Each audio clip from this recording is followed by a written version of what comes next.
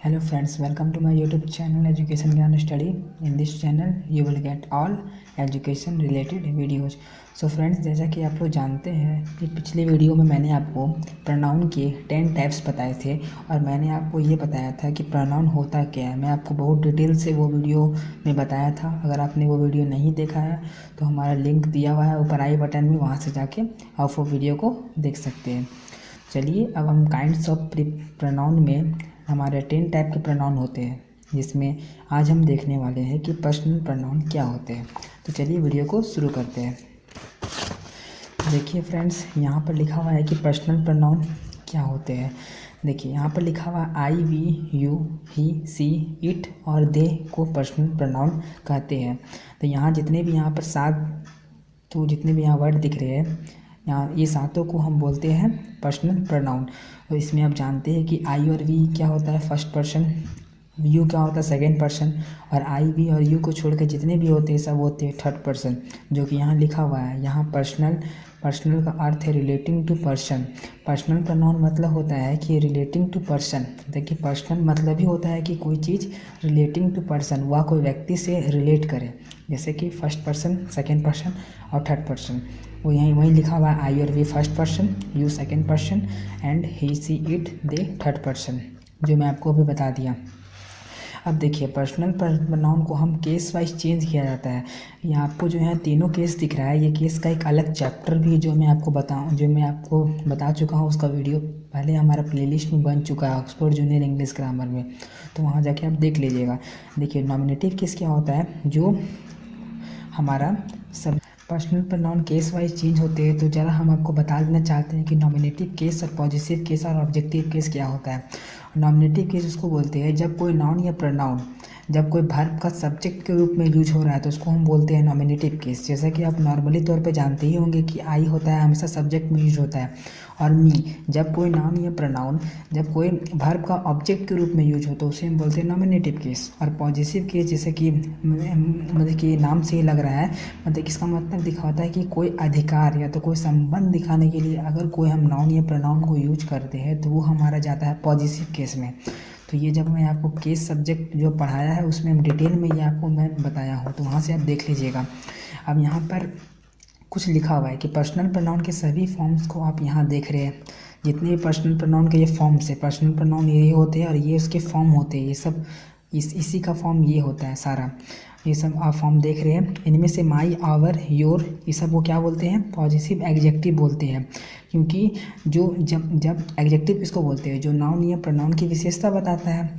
और एडजेक्टिव क्या होता है, हमेशा कोई भी नाउन के ठीक पहले अगर कोई वर्ड यूज हुआ तो उसको हम बोलते हैं एडजेक्टिव।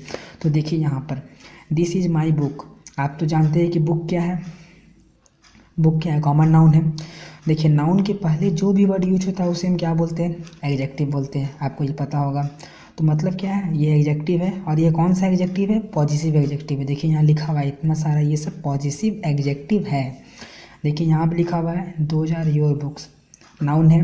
नाउन के जस्ट पहले क्या यूज हुआ है, योर यूज हुआ है। मतलब क्या, ये एडजेक्टिव होना चाहिए, हाँ एकदम एडजेक्टिव होगा। कौन सा एडजेक्टिव है, पॉजिटिव एडजेक्टिव। तो आशा है कि आपको कन्फ्यूजन ना हो। और चलिए इसके आगे हम और देखते हैं।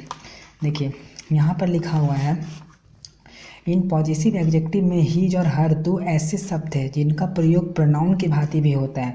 देखिए यहाँ पर आप जैसे कि देखें कि पॉजिटिव एडजेक्टिव में, देखिए यहाँ पर पॉजिटिव एडजेक्टिव में हीज और हर, पॉजिटिव एडजेक्टिव में हीज और हर, देखिए ये दोनों भी आना है ना। तो यहाँ पर उसके पहले बाद में क्या लिखा हुआ है, देखिए यहाँ पर लिखा हुआ है कि इन पॉजिटिव एडजेक्टिव में हीज और हर दो ऐसे शब्द हैं जिनका प्रयोग प्रोनाउन के भांति भी होता है, परंतु इस स्थिति में इनके ठीक बाद कोई भी नाउन नहीं आता। जैसे अगर ये एडजेक्टिव के रूप में प्रयोग हो, हीज हर, तो आप जानते हैं कि पॉजिटिव एडजेक्टिव है।